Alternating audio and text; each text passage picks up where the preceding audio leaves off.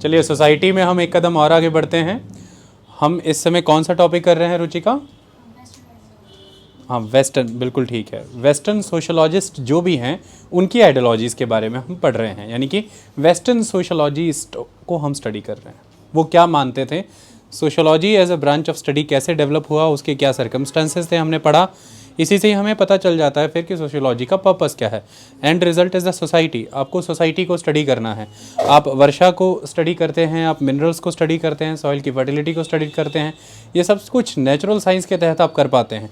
इसी तरह से समाज को भी स्टडी करने के कुछ वैज्ञानिक तरीके होते हैं और वो हम सोशियोलॉजी के माध्यम से करते हैं। अमूमन हमारे सिविल सर्विसेज के पर्पस से हमें ये पता होना चाहिए कि सोसाइटी के डिफरेंट एक्शंस को हम किस बेसिस पे इंटरप्रेट कर सकते हैं। कार्ल मार्क्स ने इसकी इंटरप्रिटेशन का ये रीज़न बेसिस बताया कि कन्फ्लिक्ट एग्जिस्ट करते हैं सोसाइटी में। वहीं दुर्खेम ने यह बताया कि सॉलिडेरिटीज़ होती हैं, यानी कि सोशल टाइज होते हैं। वहीं अब हम मैक्स वेबर के बारे में पढ़ेंगे कि वो क्या बताते हैं कि सोसाइटी को कैसे इंटरप्रेट किया जा सकता है, सोसाइटी को कैसे स्टडी किया जा सकता है। आपके सामने आज की डेट में कई तरह की ऐसे रिलेशंस हैं जिसकी वजह से आप इकोनॉमिक पॉलिसी लेकर के आ रहे हैं, किसी तरह के लॉज लेकर के आए हैं, यानी कि पॉलिटिक्स में कोई रिफॉर्म लाना चाह रहे हैं, या फिर कोई भी ऐसी चीज़ जो सोसाइटी में रिफॉर्म कर सकती है, जैसे कि लड़कियों की विवाह की आयु को बढ़ा देना 18 बरस से 21 बरस। ये सभी तरह के नियम जो कि सरकारों की तरफ से बनाए जाते हैं, यानी कि जो स्टेट के एंड पर बनते हैं, उनका क्या प्रभाव आएगा समाज के ऊपर, किन नियमों की कब आवश्यकता पड़ती है और कौन से नियमों की खिलाफत होती है, कितनी खिलाफत को सहना है, नियम को बदलना है और कौन सी खिलाफत एजेंडे के तहत होती है। इन सब को समझने के लिए समाज का अध्ययन जरूरी है। सोसाइटी को इंटरप्रेट करना ज़रूरी है कि सोसाइटी इस समय किस पोजीशन पर स्टैंड कर रही है। उसके लिए इंटरप्रेटिव स्किल्स होनी बहुत ज़रूरी हैं। इसलिए आपके सिलेबस में सोसाइटी रखी भी गई है, क्योंकि बहुत से सोशल इश्यूज़ हैं आज जिसकी वजह से सही तरह से डेवलपमेंट के फ्रूट्स उन तक नहीं पहुंच पा रहे हैं। और दूसरा कारण, इन सब चीज़ों की वजह से बहुत से लोग एलिनेट हो चुके हैं जो आज नॉन स्टेट एक्टर की तरह स्टेट की स्टेबिलिटी को हार्म कर रहे हैं। उन सब चीज़ों का निवारण प्रदान करने के लिए आपको सोसाइटी को पढ़ना होता है। उसी के तहत आज हम मैक्स वेबर के बारे में पढ़ेंगे। इतनी बात क्लियर हुई। जब मैक्स वेबर की बात करते हैं तो फिर ये भी एक बहुत ही बड़े जर्मन सोशलॉजिस्ट थे। ओके, तो ये भी जर्मन थे। मेजॉरली इनके द्वारा किए गए सभी काम, जो भी इन्होंने चीज़ें लिखी, वो सब इनकी मृत्यु के बाद ही ट्रांसलेट करके प्रसिद्धि को प्राप्त कर पाई थी। तो वो सब चीज़ें ट्रांसलेट हुई। इन्होंने जर्मन में ही मेजॉरली सभी चीज़ों को लिखा, बाद में उन्हें ट्रांसलेट किया गया काफ़ी हद तक अंग्रेजी में, और फिर वो चीज़ें प्रचलित हुई। आई बात समझ में? मैक्स वेबर की अगर हम बात करें तो 21 अप्रैल को 1864 एरफर्ट जर्मनी में इनका जन्म होता है। 1864 में इनका जन्म होता है। 1864 से 1920 तक ये रहेंगे। 1920 में इनका देहांत हो जाएगा। इनके पिताजी एक मैजिस्ट्रेट हुआ करते थे, वो एक पॉलिटिशियन थे और वो आर्डेंट फॉलोअर हुआ करते थे बिस्मार्क के। आपको पता होना चाहिए बिस्मार्क वही हैं जिन्होंने जर्मनी को यूनिफाई किया था। तो जर्मनी का यूनिफिकेशन बिस्मार्क को डिनोट होता है। ये उनके आर्डेंट फॉलोअर थे। इसी से ये पता लग जाता है कि जिस थिंकर के बारे में आप पढ़ना चाह रहे हैं वो किस तरह की फैमिली बैकग्राउंड से बिलोंग करते हैं, उन पर प्रभाव किनका रहा होगा। इस प्रभाव का कारण आपको भी नज़र आएगा। दूसरी तरफ इनकी माताजी हेडलबर्ग की एक बहुत ही लिबरल फैमिली से बिलोंग करती थी, तो माताजी बहुत ही लिबरल फैमिली से हैं। वहीं दूसरी तरफ मोनार्की के आर्डेंट सपोर्टर हैं इनके पिताजी, वो बहुत बड़े स्तर पे सपोर्ट करते हैं और फॉलो भी करते हैं बिस्मार्क को। तो इन माता पिता के तहत इनकी परवरिश होती है। 1882 में ये हेडलबर्ग में जाते हैं स्टडी फॉर द लॉ। तो इन्होंने लॉ की पढ़ाई की है, लॉ के छात्र थे। ओके, 1884 में इन्होंने गॉटिंगन यूनिवर्सिटी को ज्वाइन किया। 1889 में इनकी डॉक्टरल डिसर्टेशन जो थी वो इस टॉपिक पर थी, a contribution to the history of medieval business organisations. A contribution to the history of medieval business organisations. तो मिडिवल पीरियड की बिजनेस ऑर्गेनाइजेशंस को लेकर के इन्होंने अपने विचार रखे, जो कि इनकी तरफ से दिया गया कॉन्ट्रीब्यूशन था। 1891 में इन्होंने थीसिस सबमिट की, Roman agrarian history, the significance for public and private law. तो अगर आप ध्यान से देखें तो मिडिवल बिजनेस ऑर्गेनाइजेशन, ध्यान से देखें रोमन एग्रेरियन हिस्ट्री, तो इनका सब्जेक्ट मैटर कुछ इसी तरह से रहा है। अगर आप देखें तो मुख्यतः समाज उस समय में जो परिभाषित था, अगर मिडिवल पीरियड की बात करें तो फिर उस समय में समाज जो परिभाषित था वो लगभग बर्गवास यानी कि बर्जुआ यानी कि bourgeois class, that is the trade merchant business classes. तो बिजनेस ऑर्गेनाइजेशंस को स्टडी यदि किया जाए तो ये कहानी बिल्कुल वैसी है जैसे कार्ल मार्क्स कहते हैं कि मोड ऑफ प्रोडक्शन जो होगा उस समय का, उसी तरह का उस समय का सुपरस्ट्रक्चर सोसाइटी का बनेगा, यानी कि institution of law, institution of education, institution of art, language, religion लगभग उसी तरह से काम करेंगे जिस तरह से उस समय की सोसाइटी का बेस होगा। और बेस उन्होंने मोड ऑफ प्रोडक्शन को माना है, और मोड ऑफ प्रोडक्शन में उन्होंने माना कि यदि capitalism he mode of production है तो फिर बाकी के इंस्टीट्यूशंस भी वैसे ही विकसित होंगे। तो इसलिए अगर देखा जाए तो इनकी डॉक्टरल डिसर्टेशंस को नोटिस किया जाए तो मिडिवल पीरियड में ये बिजनेस ऑर्गेनाइजेशन को स्टडी कर रहे हैं, और बिल्कुल इसके पीछे चले जाएं तो रोमन पीरियड की बात करें तो उनका जो बेस था वो एग्रेरियन था। 3 कॉन्टिनेंट्स पर रहने वाला वो एम्पायर एक अच्छे खासे फर्टाइल ट्रैक्ट को, यानी कि मेडिटेरेनियन सी के सराउंडिंग जितना भी फर्टाइल ट्रैक्ट था उसे कंट्रोल करता था, और उसी कॉम्प्रिहेंसिव एग्रीकल्चर सिस्टम के बेसिस पर वो इतनी बड़ी सेना को समर्थन दे पाए, जिसकी वजह से उन्होंने तीन कॉन्टिनेंट्स को कंट्रोल करके रखा। और डिवीजन ऑफ लेबर का कंसेप्ट भी इसलिए एक्टिवेट हो पाया क्योंकि उनका एग्रेरियन रेवोल्यूशन बहुत ही स्ट्रॉन्ग था। उनके पास सरप्लस एग्रीकल्चरल प्रोडक्ट्स थे और उन्होंने बड़े पैमाने पर सिंचाई के कई साधनों का विकास भी किया था। इसी कारण से उन्होंने उन क्षेत्रों में भी सिंचाई करके खेतीबाड़ी की जिन क्षेत्रों को आप ड्राई रीजन्स के तौर पर एग्रीकल्चरली अनफिट डिक्लेयर करते थे। तो इन्होंने रोमन पीरियड में एग्रेरियन हिस्ट्री के बारे में पढ़ा, मिडिवल पीरियड में बिजनेस ऑर्गेनाइजेशंस के बारे में पढ़ा। तो एक तरह से देखा जाए तो दो टोटली डिफरेंट सोसाइटीज़ हैं, एक रोमन सोसाइटी है, एक मिडिवल सोसाइटी है, और इन दोनों ही सोसाइटीज़ के तहत उन दोनों सोसाइटी का जो आधार है, एक का एग्रेरियन था that is a Roman society, एक का बिजनेस था, उन दोनों पर इनकी अच्छी पकड़ थी, जिसके माध्यम से आप ये मान सकते हैं कि समाज में आ रहे परिवर्तनों पर, समाज में खड़ी हो रही संस्थाओं पर इनकी बहुत अच्छी पकड़ थी। इसलिए इन्होंने ये माना कि सोसाइटी को हमें बेटर, सोसाइटी में जितने भी होने वाले सोशल एक्शंस हैं उनको हमें इंटरप्रेट करना होता है। यही सोशोलॉजिस्ट का रोल होता है कि वो एक्शन अगर हुआ तो वो किस कारण से हुआ, वो किस मैनर में करना चाहिए इंटरप्रेट, वो ये समझाएंगे आपको।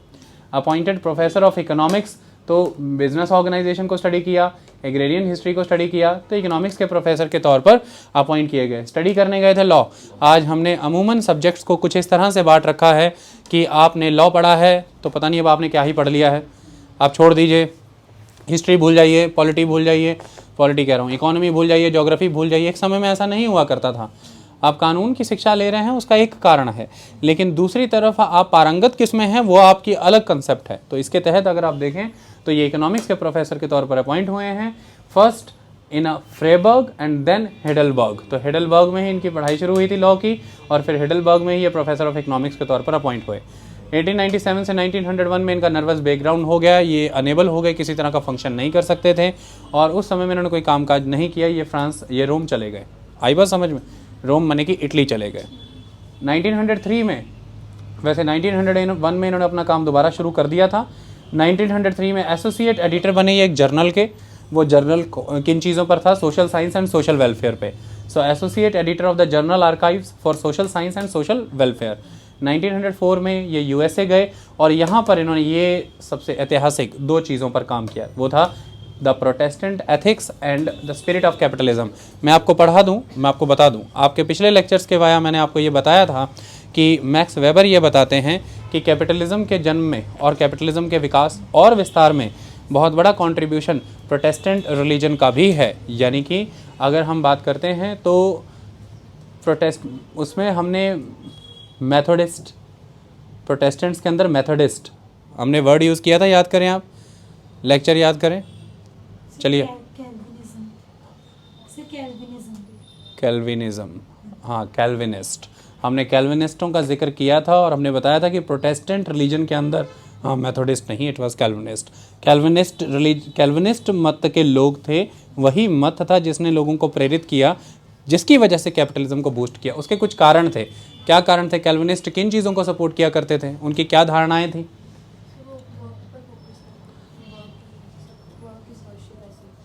ठीक है, और इन्होंने कहा कि वो वर्क इज़ वर्शिप के कंसेप्ट में बिलीव करते थे। दूसरा, वो इन्वेस्ट करते थे मनी अपने पास, वो सोचते थे कि मनी को इन्वेस्ट करना है, खर्चना नहीं। वेरी गुड, इन्वेस्टमेंट में बिलीव करते थे। तीसरा, वो कहते थे कि कोई भी वर्क है वो for the glory of God है, चाहे कोई भी काम छोटा बड़ा है वो गॉड के लिए है। Very good. 3 चीज़ें बहुत महत्वपूर्ण थी जिसने कैपिटलिज्म को बड़े स्तर पर विकसित किया। जैसे कि सबसे पहली चीज़ यह थी कि वह यह मानते थे कि ये जो पृथ्वी है, हमने ये चीज़ पहले भी काफ़ी बार जिक्र की, ये जो पृथ्वी है, ये पृथ्वी में एक स्तर का विकास तो ईश्वर ने ही किया है, लेकिन इसको पूर्ण रूप में विकसित करने का दायित्व मनुष्य का है। इस पृथ्वी को हाफ एक्सप्लॉइट किया गया है बाय द गॉड आपके अवतरण के लिए, यानी कि आपकी एग्जिस्टेंस के लिए। फुल्ली एक्सप्लॉइट करके इसके फुल पोटेंशियल को रियलाइज़ करना आपका दायित्व बनता है, आपकी ड्यूटी बनती है। तो आपको ये करना है, फर्स्ट एस्पेक्ट। तो ये आपका एक ड्यूटी है जिससे आपको एक लेजिटिमेट राइट मिलता है कि आप इस अर्थ को, उसके रिसोर्सेज को एक्सप्लॉइट करें फॉर द बेटर वर्ल्ड, ताकि आप एक बेहतर जीवन का विकास कर सकें। बेहतर जीवन इस उद्देश्य हेतु कि बेहतर विचार क्षमता विकसित हो सके। बेहतर विचार क्षमता इसलिए कि मनुष्य यह विचार कर सके कि वह आया है तो किस कारण से आया है, उसकी एग्जिस्टेंस का रीज़न क्या है। जब तक वो किन्हीं भी रूप में बेहतर नहीं होता, बेहतर होने का अर्थ जब तक उसका जीवन केवल सर्वाइवल के तौर पर चल रहा है, तो वो सर्वाइवल से आगे बढ़ कर के विचार नहीं कर सकता। सर्वाइवल से आगे यदि आप विचार ही नहीं कर पाएंगे तो आप आगे ही नहीं पहुंच पाएंगे कि एग्जिस्टेंस का कारण क्या है, ह्यूमन की एग्जिस्टेंस क्या है, ह्यूमैनिटेरियन अप्रोच क्या होती है, आप ह्यूमन को हेल्प कैसे कर सकते हैं, और हर कोई कैसे खुद को लिबरेट कर सकता है और उस बेस्ट वर्जन को अचीव कर सकता है, जिसको हम एक आइडियल वर्जन कहते हैं किसी भी ह्यूमन एग्जिस्टेंस का, द परफेक्ट वर्जन। ये सारी चीज़ों के लिए महत्वपूर्ण ये है कि सबसे पहले आप जिस ग्रह पर रहते हैं, जिस पृथ्वी पर रहते हैं, जिन समाज और जिन संसाधनों में रहते हैं, इनका पूर्ण रूप में विकास करें। उनका पूर्ण विकास ही आपका परम दायित्व है। आई बात समझ में? यही आपको सभ्य बनाएगा। तो यह पहला सिद्धांत है। दूसरी ओर यदि देखा जाए तो यह कहा गया कि इस हेतु अब आप सभी कार्य से परिभाषित होंगे, यानी कि आप सब वर्क से डिफाइन होंगे, और वर्क, हर तरह का वर्क आपके ऊपर अप्लाई होता है। कोई भी काम छोटा या बड़ा नहीं होता। आपको यदि पृथ्वी का संपूर्ण विकास करना है तो उसके हेतु आपको समस्त कार्य करने होंगे। यदि कोई एक कार्य नहीं किया जाएगा तो पृथ्वी का समस्त विकास नहीं हो सकता। यानी कि अगर आपको अर्थ का फुल पोटेंशियल यूटिलाइज करना है तो आपको हर तरह के रेंज ऑफ वर्क में इन्वॉल्व होना पड़ेगा। अगर आप किसी भी तरह के वर्क को डिनाई करते हैं तो हो सकता है आप फुल पोटेंशियल यूटिलाइज ना कर सकें। इस तरह से वर्क इज़ वर्शिप जैसा कंसेप्ट डेवलप हुआ, लोग वर्क के प्रति डिवोटेड हुए। और सबसे महत्वपूर्ण चीज़ कि यदि आप वर्क करेंगे तो फिर नेचुरली आप एक आउटपुट यील्ड करेंगे। जब आप आउटपुट यील्ड करेंगे तो नेचुरली आप सरप्लस की तरफ भी बढ़ेंगे। जब आप सरप्लस की तरफ बढ़ेंगे तो फिर आप प्रॉफिट्स की तरफ भी बढ़ेंगे। जब आप प्रॉफिट्स की तरफ बढ़ेंगे तो ये कंसेप्ट है कि आप कंजम्पशन की ओर, यानी कि आप लेजर सम हो जाएं, आप प्लेजरस एटीट्यूड डेवलप कर दें। तो तीसरी चीज़ जो कैल्विनिज्म सिखाता है वो ये कि आपको प्लेजरस लाइफ नहीं बितानी, आप प्लेजर सीकर नहीं होने चाहिए, आपको लेजर में डूब नहीं जाना है। ऐसे में आपको सादा जीवन जीना है। सादा जीवन, उच्च विचार, यानी कि simple living, high thinking concept follow करना है। आपको बेसिक में रहना है। इसका अर्थ यह हुआ कि अधिक से अधिक पैसा जो कि कमाया गया था वो खर्चे की बजाय बचने लगा और फिर उसको पुनः इन्वेस्ट कर दिया गया। तो उसको री इन्वेस्ट कर दिया गया उसी वर्क में, जिसकी वजह से वो जो प्रॉफिट था वो इन्वेस्टमेंट बना, यानी कि वो कैपिटल बन गया, पूंजी। और वो जब लगा तो उसने और प्रॉफिट्स बनाए, वो और बड़ा कैपिटल बन गया। तो इस तरह से एक स्ट्रॉन्ग कैपिटल जनरेट हुआ जो कि बेसिस था इस समय में मोड ऑफ प्रोडक्शन का। कैपिटल इस दौर में मोड ऑफ प्रोडक्शन का बेसिस बना। जो भी हुआ वो कैपिटल के दम पर हुआ। एनर्जी अवेलेबिलिटी कैपिटल की वजह से हुई, रॉ मटेरियल अवेलेबिलिटी कैपिटल की वजह से हुई, टेक्नोलॉजी की अवेलेबिलिटी, साइंस की अवेलेबिलिटी कैपिटलिज्म की वजह से हो पाई। यदि कैपिटलिज्म ना हो पाता इतने बड़े बड़े जहाज ना बन पाते, इतना मटेरियल डिराइव ना हो पाता, एक्सकवेशंस ना हो पाती, एक्सट्रैक्शंस ऑफ मिनरल ना हो पाते। तो कैपिटलिज्म आधार बना जिसके ये एक तरह से। दूसरी तरह से जिसके पास कैपिटल है वो मास्टर हुआ, यानी कि फैक्टर ऑफ प्रोडक्शन को वो कंट्रोल कर सकता है और जो प्रोडक्शन रिलेशंस हैं, यानी कि ऑनरशिप भी उसी के पास है फैक्ट्री की, लेबर को वो ऑर्गेनाइज करेगा, लेबर को वो कंट्रोल करेगा।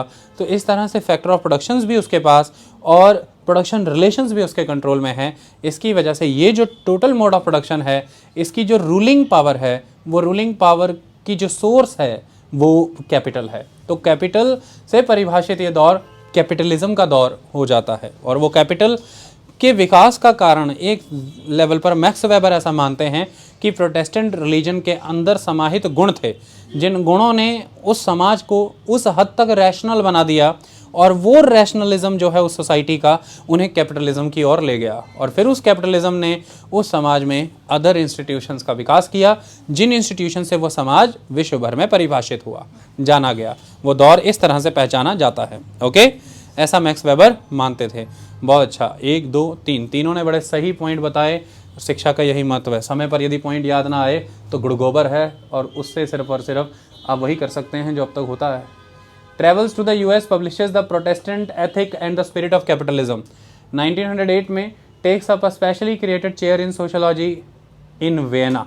यहाँ पर ऑल लिखिए, पता नहीं क्यों इन वेना आएगा। 1919 appointed professor of economics at the university of Munich. आप ध्यान से देखें, एक शख्स जो कि 1897 से 1901 तक अपने जीवन के सबसे productive year that is the 33 to 34 years में नर्वस ब्रेकडाउन के फेज़ में जाता है। अमूमन लोग उसके बाद डिप्रेशन में चले जाते हैं, जीवन बर्बाद होता है, नकारात्मक हो जाते हैं, अपने दायित्व और अपने जीवन से भाग जाते हैं, भगोड़ापंथी जिसे हम कहते हैं। लेकिन वही शख्स ठीक 1897 के बाद 1919 में एक प्रोफेसर के तौर पर ज्वाइन होते हैं, वो भी इकोनॉमिक्स की ब्रांच में, और वो भी विश्व की उस समय की one of the top university that is the university of Munich. ये है उनके जीवन की कर्मठता, यानी कि उनके जीवन का दृढ़ संकल्प, जिसके तहत ही मैक्स वेबर में वो सत्य था, वो सच्चाई थी, और वो सत्य और सच्चाई ही है जिसको आज दिन तक विश्व झुटला नहीं पाया है। और यही कारण है कि हम भी मजबूरन उसे पढ़ ही रहे हैं, क्योंकि हमें पढ़ना होगा। अंधकार जितना भी हो, सत्य अपने आप आगे तक पहुंच जाता है। ना तो ये वायरल किए गए होंगे, और ना ही इनके पास कोई सोशल मीडिया होगा, और ना ही ऐसी कोई एडवर्टीजमेंट एजेंसी भी इन्होंने इस्तेमाल की होगी, क्योंकि समाज की ये आवश्यकता है, इसलिए ये आज दिन तक भी हैं। समाज उन चीज़ों को कभी नहीं त्यागता जो समाज की आवश्यकता होती है, जैसे कि जल का त्याग इसलिए नहीं हुआ क्योंकि वह आवश्यकता थी। इसी तरह से मैक्स वेबर भी एक आवश्यकता है, दुर्खेम भी एक आवश्यकता है, और कार्ल मार्क्स भी एक आवश्यकता ही है। अगर हम बात करें तो अपने जीवन में, अपने कामकाज के तहत मैक्स वेबर ने इन 2 चीज़ों पर बात की। पहला, focused on developing N interpretive sociology of social action end of power and domination. वो ये मानते थे कि समाज के अंदर जो भी सोशल एक्शंस आप करते हैं, जो भी पावर है सोसाइटी में, जो भी डोमिनेशन है सोसाइटी में, इन तीनों ही चीज़ों को अगर देखा जाए तो इसके लिए हमें एक इंटरप्रेटिव अप्रोच अपनानी चाहिए। वो इंटरप्रेटिव अप्रोच डेवलप करने का जिम्मा इन पर जाता है, यानी कि सोसाइटी एक बहुत ही सब्जेक्टिव मैटर है। और दुर्खेम और कार्ल मार्क्स से बिल्कुल अलग वेबर के नाम पर ये तमगा लगता है कि वेबर ने इतनी सब्जेक्टिव ब्रांच को ऑब्जेक्टिवली स्टडी करने का पाथ दिखाया, यानी कि वेबर ने सब्जेक्टिव स्टडी को ऑब्जेक्टिव अप्रोच से टारगेट करना सिखाया, ताकि उसमें किसी तरह की कोई मिलावट ना आए। यानी कि जो पर्सन उसे स्टडी करके अपनी इन्वेस्टिगेशन को आपके सामने प्रेजेंट कर रहा है, वो पर्सन के पर्सनल थॉट्स जो हैं उस इन्वेस्टिगेशन को टेम्पर ना करें, और वो इन्वेस्टिगेशन फुल्ली ऑब्जेक्टिव हो, यानी कि एक ऑब्जेक्टिव एनालिसिस से आए। जबकि जिस चीज़ की इन्वेस्टिगेशन की गई है वो चीज़ अपने आप में बहुत ही सब्जेक्टिव है। सोसाइटी के actions they are very very subjective. आप कोई एक्शन कर रहे हैं, वो किस तरह से कर रहे हैं, मैं तो छोड़ो, वेबर भी परेशान था ये जान करके, क्योंकि हर किसी के द्वारा किया गया एक सेम ही एक्शन हो सकता है ड्यू टू डिफरेंट रीजंस हों। So such actions are highly subjective, but still you can study them objectively. Okay, you can study them objectively. तो वो यही कहते थे, वो हम तब कर पाएंगे जब हम इंटरप्रेटिव सोशोलॉजी की तरफ जाएंगे, हम इंटरप्रेट करेंगे। ओके, वो मैं अभी सिखाऊंगा कैसे करते हैं।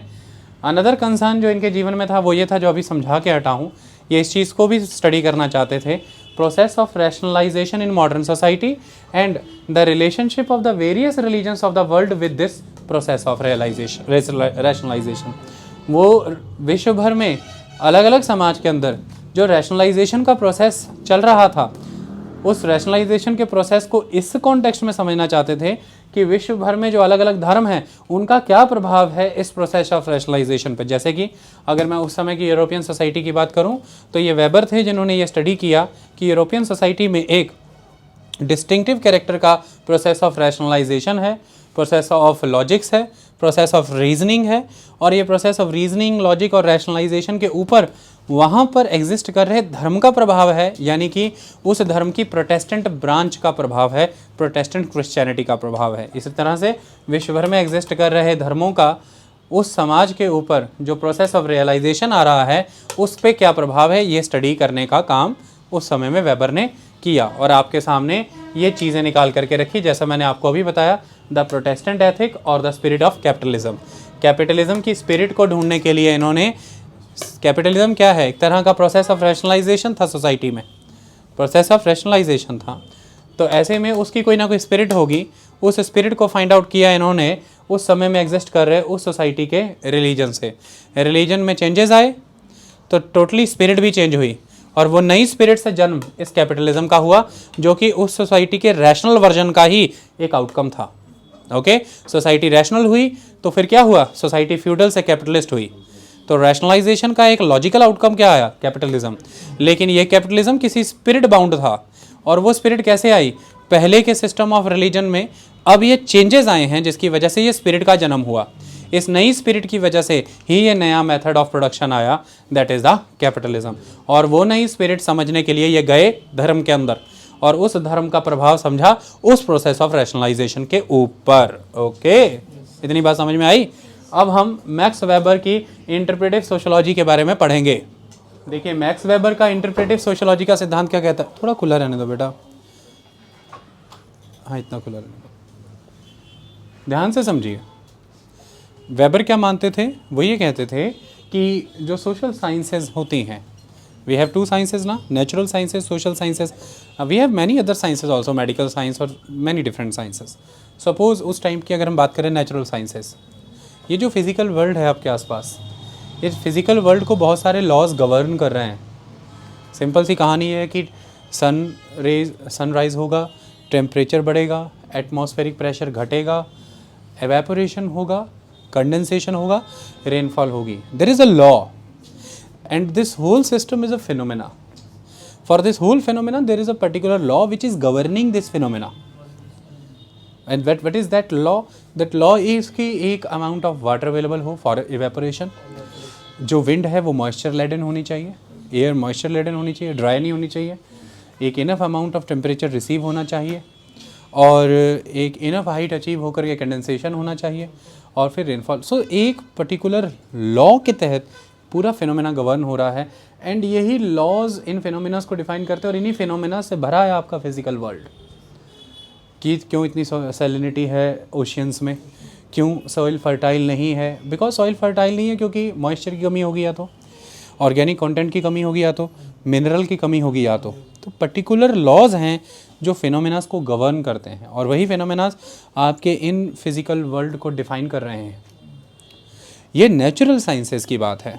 इससे अलग हो जाता है सोशल साइंसेस का कंसेप्ट, ऐसा वेबर मानते हैं। वेबर ये कहते हैं कि सोशल साइंसेस के तहत हम सोशल एक्शंस को इंटरप्रेट कर रहे हैं, हम सोशल एक्शंस को इंटरप्रेट कर रहे हैं, और सोशल एक्शन क्योंकि ह्यूमन के द्वारा किए जा रहे हैं, और ह्यूमन इन सोशल एक्शंस को बहुत ही सब्जेक्टिव अप्रोच से करता है। So social actions are subjective because society is subjective. Person to person विचार बदल रहे हैं, पर्सन टू पर्सन सोच बदल रही है। इसके तहत जो सोशल एक्शंस हैं they are very very subjective. इस तरह के सब्जेक्टिव सोशल एक्शंस को अगर इंटरप्रेट करना है तो नेचुरल साइंसेस वाले लॉस के तहत नहीं जा सकते, वो मेथडोलॉजी यहाँ फॉलो नहीं हो सकती। यहाँ पर सोशल साइंसेस की अप्रोच डिफरेंट रहनी पड़ेगी, और वो इंटरप्रेटिव होगी, इट विल बी इंटरप्रेटिव। वहाँ पर अगर हम देखें तो हम कॉज एंड इफेक्ट सिस्टम पर चलते हैं। अगर हम नेचुरल लॉज की बात करें तो हम कॉज एंड इफेक्ट सिस्टम पर चलते हैं कि ये कॉज है, उसका ये इफेक्ट आया। लेकिन यहाँ पर अगर हम देखें तो जो भी चीज़ हुई या जो भी चीज़ की जा रही है उसको हमें इंटरप्रेट करना पड़ रहा है कि ये किस सोच के साथ की गई। तो it is a totally different thing social sciences के कॉन्टेक्स्ट में, बिकॉज सोशल साइंसेस यानी कि सोशोलॉजी पर्टिकुलरली सोशल एक्शन से डील करती है। सोशल एक्शंस ह्यूमन के द्वारा एग्जीक्यूट होते हैं, और ह्यूमन सोसाइटी का पार्ट है, और सोसाइटी अपने आप में बड़े स्तर पर सब्जेक्टिव है। ऐसे में सोशल एक्शंस भी सब्जेक्टिव हैं। इस तरह के सब्जेक्टिव कैरेक्टर की चीज़ को स्टडी करने के लिए हमें उस साइंस के सहारे पे जाना पड़ेगा जो बिल्कुल डिफरेंट कैरेक्टर की है, that is a social science. तो नेचुरल साइंस से अलग है ये। पहला तो ये बात सिद्ध कर दी वेबर ने। और वेबर के मुताबिक अब सोशल एक्शन क्या है? वेबर कहते हैं कि सोशल एक्शन कोई भी वो एक्शन है जो ह्यूमन के द्वारा एग्जीक्यूट किया जा रहा है और जिसके साथ ह्यूमन कोई ना कोई इंपॉर्टेंस अटैच करता है। आई बात समझ में? आप कोई भी एक्शन कर रहे हैं तो आपने उसको एक्शन को परफॉर्म किया, कोई मोटिवेशन रही होगी आपकी, कोई ना कोई इंपॉर्टेंस रही होगी उस एक्शन की आपके नज़र में, तभी आपने वो किया। जैसे सपोज़ कीजिए आपने प्रणाम ही किया, ये प्रणाम आपके द्वारा करना ही, यह तो कोई चीज़ ने आपको मोटिवेट किया है। सब मोटिवेशंस आर देयर, और मोटिवेशन यही है कि आपके मूल्य कहते हैं ऐसा करना। जब भी आप अपने बड़ों से मिलें, अपने शिक्षकों से मिलें, गणमान्य लोगों से मिलें, ईश्वर के सन्मुख हों, आप प्रणाम करते हैं। और इससे विपरीत अगर चले जाएं तो बहुत आगे का अगर आपका एनलाइटनमेंट हो गया है तो आप फिर प्रत्येक मनुष्य को प्रणाम करते हैं। इससे भी आगे चले जाएं तो प्रकृति के प्रत्येक जीव को प्रणाम करते हैं। इसके भी आगे चले जाएं तो प्रकृति के सभी निर्जीव चीज़ों को भी आप प्रणाम करते हैं। पर्वतों को, वृक्षों को, जल को, पृथ्वी को, सबको प्रणाम करते हैं। तो लेकिन प्रणाम आप जो करते हैं एक्चुअली में ये एक आपके द्वारा किया जा रहा सोशल एक्शन है और इसके साथ आप कोई ना कोई इंपॉर्टेंस अटैच करते हैं। आई बात समझ में? तो सोशल एक्शन के एंड पर क्या कहते हैं वेबर? वो कहते हैं social action included all human behaviour that has some meaning. आई बात समझ में? जिसका कोई ना कोई मीनिंग है, ह्यूमन के बिहेवियर का जिसका कोई मीनिंग है वो है social action. That is action to which actor attached a meaning. Action to which actor attached a meaning, वो एक्शन सोशल एक्शन है जिसमें एक्टर उस एक्शन में मीनिंग अटैच करता है। जैसे कि प्रणाम, मैंने जब आपको ये कहा, नमन होना, आप इसमें मीनिंग अटैच कर रहे हैं। ये अनिवार्य है आपके लिए क्योंकि ये आपके समर्पण को, आपके सम्मान के भाव को जतलाता है दूसरों के प्रति, आपकी कृतज्ञता को दिखलाता है। तो आपने इसके साथ मीनिंग अटैच किए हैं। कई बार आप कुछ चीज़ करते हैं तो सामने वाला पूछता है ये क्या? आप कहते हो एम ही बेवजह खामखा। हालांकि ये भी एक तरह का मीनिंग आपने अटैच किया कि आपने ये प्रेजेंट किया कि इट्स कूल, है कि नहीं? लेकिन ऐसी चीज़ें बहुत होने लगी थी एक समय में। मूवीज़ में भी ये चीज़ होने लगी थी। इधर आना जरा, क्या है? कुछ नहीं। तो क्या हो, क्यों बुलाया? बस वैसे ही जाओ। ये भी एक तरीका है फन करने का, काम कहाँ ही कुछ कर देना। साइकिल पे जा रहे हैं, कोई ऑटो में सिर निकाल के सोया हुआ है, चलते चलते चलते जाते जाते उसका कान खींच देना, एम ही फन पर्पस। लेकिन ये एम ही नहीं है, इसके साथ भी एक मीनिंग अटैच हुआ है। ये आपको एक मज़ा देता है। कोई भी एक्शन, सोशल एक्शन तब होता है जब वो किसी तरह के ह्यूमन के द्वारा किया गया है बिहेवियर, वो बिहेवियर जिसके साथ वो ह्यूमन मीनिंग अटैच करता है। So meaningful behaviours, okay, that actions are social actions. अब आपका टास्क क्या है इस चीज़ को लेकर के, इस सोशल एक्शन को लेकर के? आप एक सोशोलॉजिस्ट हैं, आप कैसे काम करेंगे? तो वेबर ये कहते हैं कि एक सोशोलॉजिस्ट का टास्क सिर्फ इतना ही है कि उस पर्सन ने वो जो सोशल एक्शन परफॉर्म किया, ये तय बात है कि कोई मीनिंग अटैच किया उसके साथ, due to some motivations, due to some reasons उसने वो किया। आपकी ड्यूटी सिर्फ इतनी है कि आप किसी भी तरह से वो मीनिंग रिकवर कर लीजिए। Your duty is to recover that meaning. If you are a true sociologist you will be able to recover the meaning. आपको मीनिंग रिकवर करना है क्योंकि किसी मीनिंग की वजह से ही कोई सोशल एक्शन कर रहा है, तो वो मीनिंग अटैच करते हैं। आप उस मीनिंग को रिकवर कर लीजिए, आपको सारे सोशल एक्शंस क्लियर हैं। आई बात समझ में? तो सोशल एक्शंस को स्टडी करना, यानी कि सोशल फिनोमेनास को स्टडी करना, ये बहुत बड़ी चीज़ है जिसके तहत समाज में क्या चल रहा है आप उसे समझ सकते हैं। लेकिन क्या चल रहा है वो इसलिए समझ पाएंगे कि आपके दिमाग में क्या चल रहा है, और आपके दिमाग में क्या चल रहा था उसे समझने के लिए हमें ज़रूरी है कि हम आपके दिमाग में चल रही बात जिसकी वजह से आपने वो एक्सप्रेशन दिया, वो एक्शन दिया, उस दिमाग में चल रही बात को रिकवर कर लें किसी तरह से। ये इसी तरह से है जैसे कि आज के ज़माने में ये कहा जाता है कि ऐसी चिप्स बनाई जाएंगी जो आपके ब्रेन को रीड कर लेंगी। जो आपके माइंड को रीड कर लेंगे कि आप क्या सोच रहे हैं, आप जो कर रहे हैं आप किस कारण से कर रहे हैं। या ये बिल्कुल वैसा ही है कि जैसा पिछले समय में किसी ने कुछ किया और आप आज की डेट में उसका किसी तरह का नार्को टेस्ट करना चाहते हैं, तो आप बस ये चाहते हैं कि क्या इसने ये किया कि नहीं किया, किया तो किस मोटिव से किया, तो आप परमिशन लेते हैं कि नार्को टेस्ट कर लें। या फिर आप ये जानना चाहते हैं इसने ये किया कि नहीं किया, तो आप पॉलीग्राफिक टेस्ट करते हैं। तो ये सब चीज़ तरीके जो आज आप अपना रहे हैं, ये तरीके अलग हैं। एक सिस्टम हिप्नोटाइजेशन का भी है।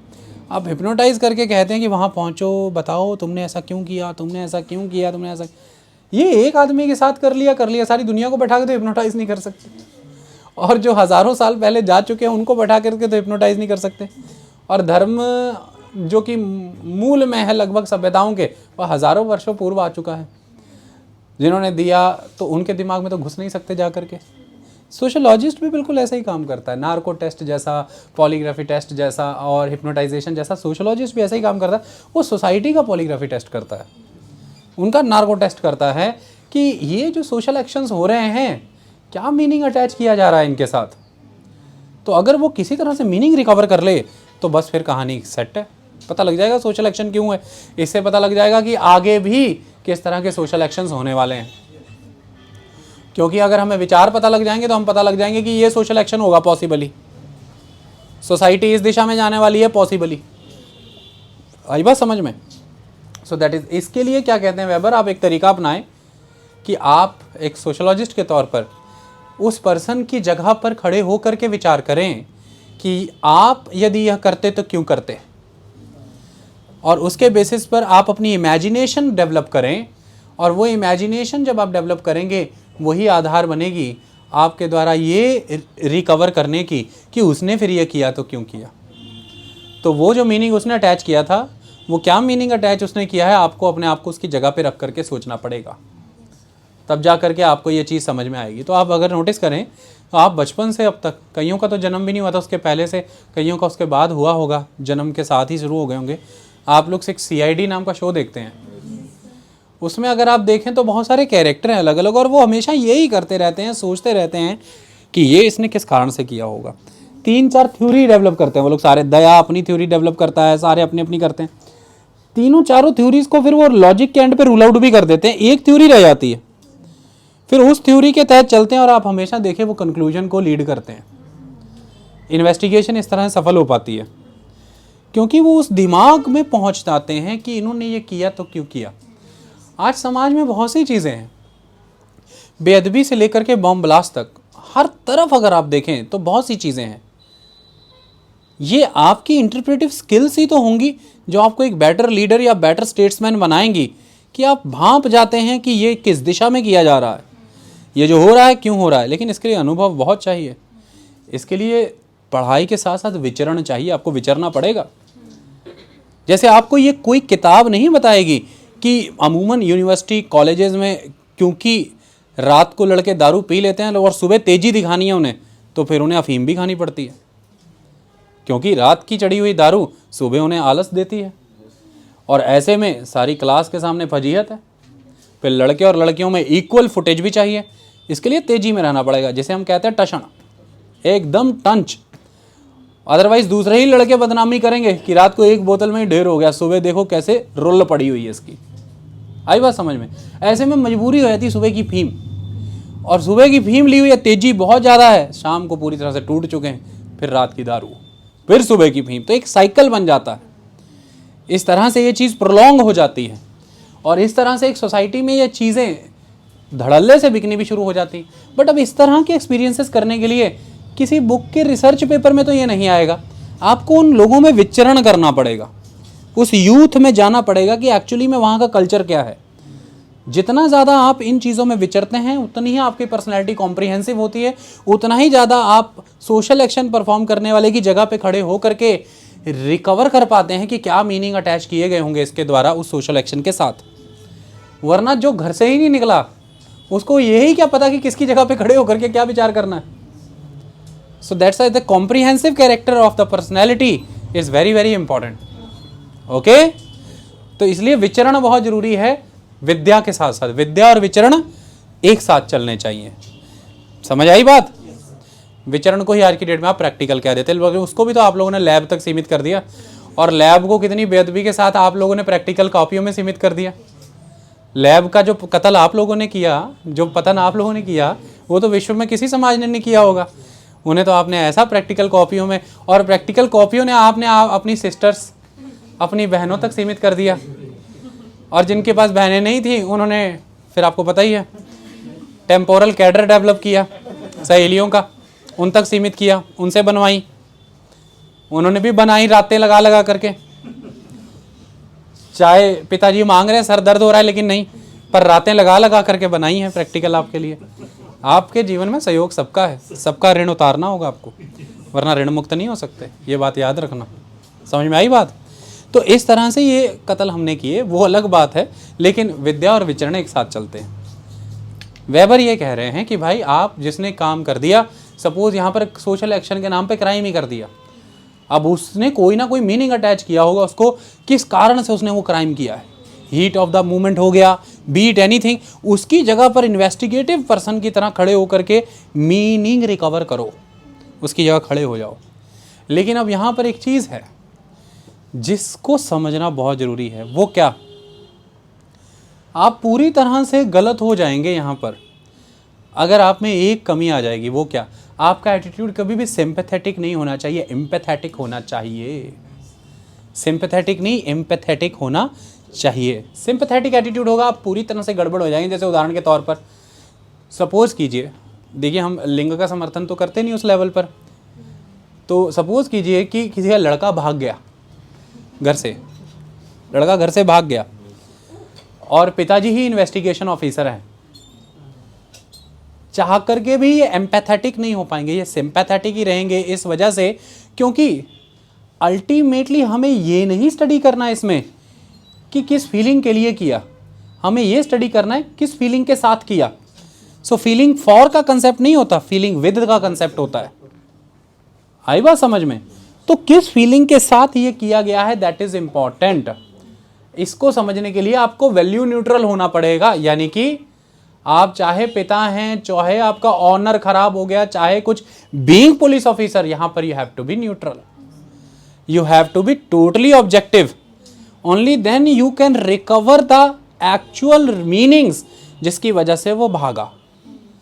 वरना आपके दिमाग में हमेशा यही फितूर रहेगा कि आप किसी तरह से ये जस्टिफाई कर दें कि लड़की की गलती थी, लड़की की गलती थी, हमारा लड़का भगा लिया और टांगेंगे इसको अब हम। तो थोड़ी देर के लिए जो लोग नारी प्रधान समाज या पुरुष प्रधान समाज के पचड़ों में रहते हैं, थोड़ा रिटर्न करते हैं इसको। सपोज कीजिए कि लड़की भाग गई और अब आप उनके पिता हैं, पुलिस ऑफिसर हैं, आपकी कोशिश 24 घंटे ये रहेगी कि आप ये प्रूव कर दें कि लड़का गलत था। जानते हो क्यों? क्योंकि आप एक इन्वेस्टिगेटर के तौर पर उस सोसाइटी का हिस्सा भी तो हो, जो सोसाइटी कई तरह के प्रेजुडिसेस से बंधी हुई है, जिस सोसाइटी का एक वैल्यू सिस्टम है, जिस सोसाइटी के बिलीफ और नॉर्म सिस्टम है, आइडियल्स हैं। In ideals, norms, values, belief system oriented society में आप इन्वेस्टिगेटर बन गए और उस सोसाइटी का हिस्सा हो। ऐसे में आप प्रेजुडिस्ड माइंड के साथ इंक्वायरी करेंगे। तो आप जब आप मीनिंग, जो अटैच्ड मीनिंग था, जिस फीलिंग के साथ वो किया गया, उसे समझने के लिए उस जगह पर जब खड़े होंगे, आप पहली बात वैल्यू न्यूट्रल तो है ही नहीं, आप तो पहले ही बायस्ड हैं towards your particular ideology, towards your prejudices, towards your society. तो आपको एट एनी कॉस्ट किसी तरह से लड़के को गलत प्रूफ करना है, तो लड़के को उठा करके डालेंगे आप अंदर और सही कॉज नहीं पता लगा पाएंगे। चाहे लड़की चिल्ला भी रही कि पिताजी मैं अपनी मर्जी से गई थी, आप कहेंगे नहीं, तुमको उसने बहकाया था। समझ में आया? इसलिए ये आपको सुनने बड़ा इजी लगा होगा। उसकी जगह पे खड़े होकर के सोचो। अमूमन लोग कहते हैं ना मेरी जगह पे आके एक बार सोचो, या आपको कहते हैं तुम उसकी जगह पे जाके सोचो। ये कह तो देते हैं मुंह उठा के, ये आसान नहीं होता किसी की जगह पर खड़े होकर के सोचने के लिए। ऐसा वेबर कहते हैं कि आपको हाईली डिसिप्लिन और आयरन विल के साथ जीना पड़ेगा, क्योंकि पग पग पर आपका हृदय अपने वेस्टेड इंटरेस्ट की ओर भागेगा, पग पग पर आपका हृदय अपने समाज के प्रेजुडिसेस की तरफ भागेगा, और फिर आप 1 मिनट नहीं लगाएंगे उसके किए कंडक्ट को रॉन्ग कहने में। ऐसा नहीं है, कंडक्ट आपके अकॉर्डिंग रॉन्ग राइट नहीं होते। तो सोशलॉजिस्ट की नज़रिए से सोसाइटी रॉन्ग और राइट नहीं होती, सोशलॉजिस्ट के नज़रिए से सोसाइटी दिस और दैट होती है, ये हुआ और वो हुआ, रॉन्ग राइट के पचड़े में तुमको नहीं पढ़ना होता है। आई बात समझ में? यही अंतर हो जाता है इनका फिलॉसफर से। फिलॉसफर इसे पुण्य पाप में लिखेंगे, लेकिन आपको पुण्य पाप की बात नहीं करनी, आपको तो बस करना है कि ये हो गया, आपको बस ये बताना है कि अमूमन ये हो रहा है।